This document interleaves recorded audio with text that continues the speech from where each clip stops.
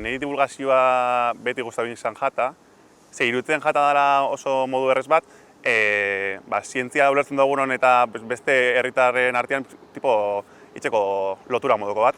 Eta iruditzen jata interesgarria, gai zailak modu errez batian azaltzea, hori oso interesgarria da. Asterotera behar genuen artikulu bat, asteroideia bat, ez? Eta justu asteroide batekin lotzen genuen. Proiektua okurridu jaken taldeko biri, ikusten zeben beraien lan munduan erabiltzen zen hizkuntza nagusia zela ingelesa, batez ere artikulak irakurtzeko orduan edo bereki idazterako orduan, edota lankideen artean erderaz.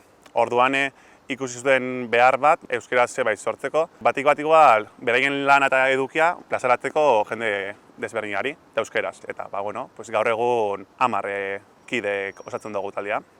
Guk hau egiten dugu afizinoz, ze guk gure lanak ditugu eta guk hau egiten dugu gure lanetik kanpo.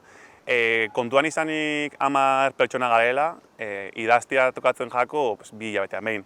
Eta gure prozedura da, idatzi dut hurrengo astelehenerako, astebete lehenago konpartitzen dut nire kideekin testua eta beraiekin dute zuzenketa euskararekiko eta baita teknizismo aldetikan.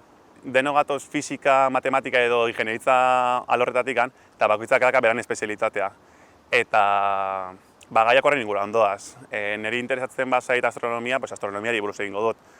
Edo badago jendea, induela fisika teorikoaren inguruan, edo relatibitate teoriaren inguruan, edo eta biofizikaren inguruan. Taldekide bakoitza dagoela munduko punta batean, ezin genuen modu fisiko batean nunbaiten publikatu. Orduan okurritu zitzaigun, lehenengo sortzea asteroidiak.eus web horria, eta bertan publikatzen ditugu bai gure artikuluak, arpietzeko aukera daube bai, eta bertan ikusi daiteke bai, taldekideak zeintzu garen, zein dan gure egitasmoa. Gure helburu nagusia da jendeak irakurri zara gure artikuluak.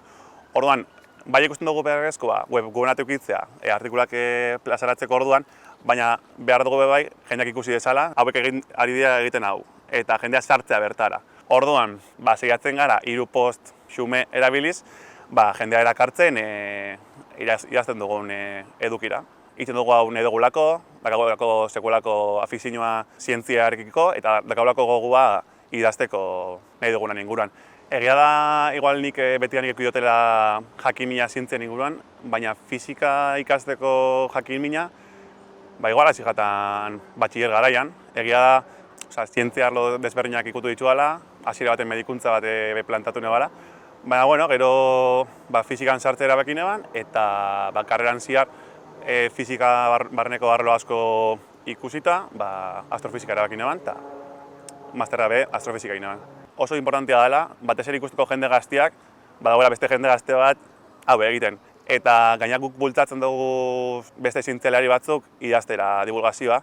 Uda aprobetxatu dugu idazle gonbidatuak ekartzeko, eta modu honetan gure beste inguruko zientzialari batzuei eman ditzeko aukera bai, gure plataforma beraien leio gisa. Nik uste behar bat dagoela bai sortzeko eduki hauek euskeraz. Egia Euskal Herrian badagoela divulgazio taldea oso ezaguna, Eluiar adibidez, edo Arantzadi bai zientzia dela oso modu politxa gauzak ulertzeko.